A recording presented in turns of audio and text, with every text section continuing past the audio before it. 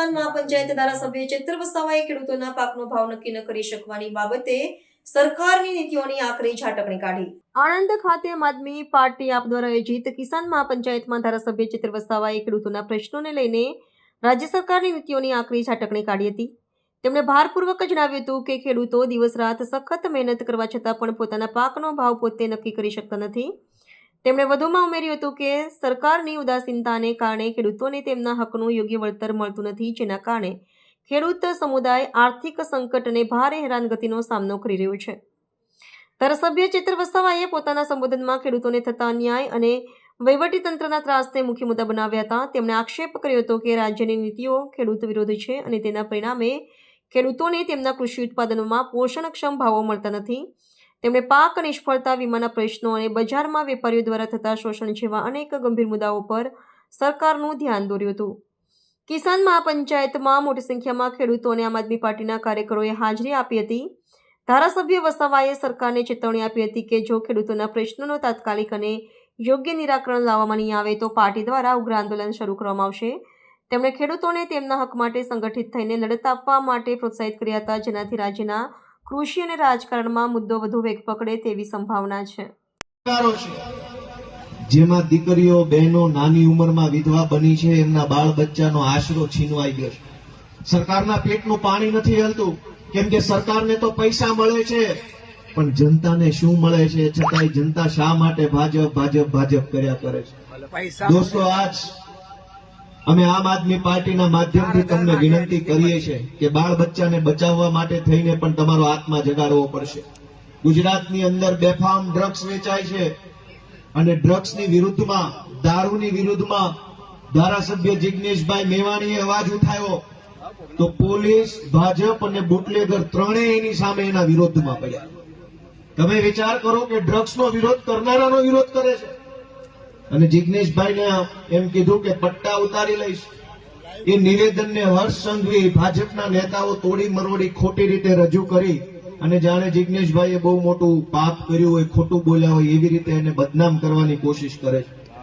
પણ મારે ગુજરાતની સૌ જનતાને કહેવું છે, ભાજપના માણસોને કહેવું છે અને સરકારી નોકરી કરતા વ્યક્તિઓને વિનંતી કરવી છે કે સંવિધાનના કારણે મહેનત કરીને મળેલો પટ્ટો કમરે પહેરવા આપ્યો છે, ગળામાં પહેરવા નહીં। જે લોકો ટોમીની જેમ ગળામાં પટ્ટો પહેરી લેશે એનો પટ્ટો તો કાઢવો જ પડે એમ છે। પટ્ટા કમરે પહેરવા માટેના છે, કમરે પહેરો, ટાઈટ ઉભારો, છાતી કાઢીને લડો, અમે તમારી સાથે છીએ, અમારી તમને સેલ્યુટ છે। પણ કમરનો પટ્ટો કમરેથી કાઢી હર્ષ સંઘવીના ટોમી બની જશો ગળામાં પટ્ટા પહેરીને તો પટ્ટા ઉતરશે ને ઉતરશે। ટોમીના ગળામાં પટ્ટો નહીં રહેવા દઈએ। જેના કમરે પટ્ટા હશે, જેની કમર સીધી હશે, જેની છાતી ચોડી હશે, એની અમે સાથે છીએ। પણ ઘણા અધિકારીઓને હર્ષ સંઘવીના ટોમી બની ગળામાં પટ્ટા પહેરી પ્રમોશનો જોતા છે। અમે આપશું તમને પ્રમોશન 2027માં સીધું સાબરમતીમાં। અમને બધી ખબર પડે છે, એક જ જાત કે સહી કરીને સાબરમતીમાં પ્રમોશન, આખું એક કોટડી જ અલગ બનાવવાની છે પ્રમોશનની, ટોમી કોટડી।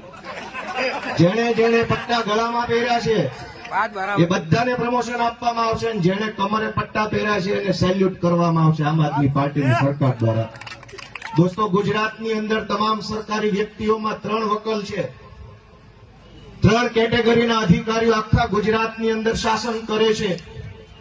એક કે જેણે સરકારી નોકરી, સંવિધાન બધું જ નેવે મૂકી અને ભાજપની ગુલામી સ્વીકારી લીધી છે કે અમે આ ભાજપના નેતાઓના ગુલામ છીએ, જેટલું કહેશે એટલું જ કરવાનું। આપણો ભારત દેશ એ ખેડૂતોનો દેશ છે। આ દેશ, આ ભૂમિ એ ખેડૂતોની ભૂમિ છે। આજે બોર્ડર પર કોઈ મરે છે, જેમણે આઝાદી માટે શહીદી વહોરી છે, એ કોઈ ભાજપના નેતાઓ કે આરએસએસ ના લોકો નતા, એ ખેડૂતના પુત્ર હતા। આપણા જેવા લોકોના સામાન્ય પરિવારના યુવાઓ હતા, જેમણે શહીદી વહોરી આપણને આઝાદી અપાવી અને આજે બોર્ડર પર રહીને આપણા દેશની રક્ષા કરે છે। ત્યારે હું કહેવા માંગીશ કે આ દેશ એ સંવિધાનથી ચાલનારો દેશ છે। આ દેશ એ ખેડૂતોનો દેશ છે। આ દેશ કોઈ મોદી કે અમિત શાહનો દેશ નથી, આ દેશ એ ખેડૂતોનો દેશ છે। ત્યારે તમે જોયું હશે, આ ભારતીય જનતા પાર્ટીની 30 વર્ષની સરકારમાં ગુજરાતના ખેડૂતોની આજે હાલત શું છે? એક બાજુ દેશના વડાપ્રધાન પોતાની સભાઓમાં ખેડૂતોની આવક ડબલ કરવાની મોટી મોટી ફાકા ફોજદારી કરે છે, આત્મનિર્ભર બનાવવાની મોટી મોટી વાતો થાય છે, અને એમના ગુજરાતના મુખ્યમંત્રી ખેડૂતોને ઉત્થાન કરવાની મોટી મોટી વાતો કરે છે. પણ એ ભાજપ સરકારની નીતિઓ તમે જોઈ લો. આજે ખેડૂત દિવસે ને દિવસે દેવાના નીચે દબાતો જાય છે. આજે ખેડૂત દેવેદાર બને છે, આત્મહત્યા કરે છે. ખેડૂત આજે દયનીય હાલતમાં છે. ત્યારે તમે જોઈ લો, ખેડૂત પોતાના પરિવાર સાથે આખું વર્ષ ખેતીમાં મહેનત કરે છે.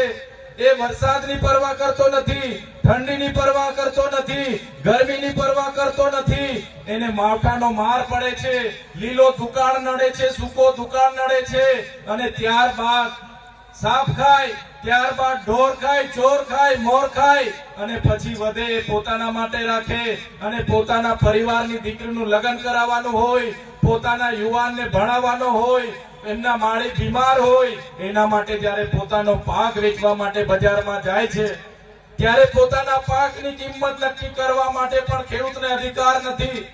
આ ગુજરાત સરકારની, આ ભાજપ સરકારની નીતિઓમાં તમે જોઈ લો, ખેડૂત દિવસે ને દિવસે ગરીબ થાય છે. ત્યારે આ સરકારને બદલવા માટેનો સમય આવી ગયેલો છે.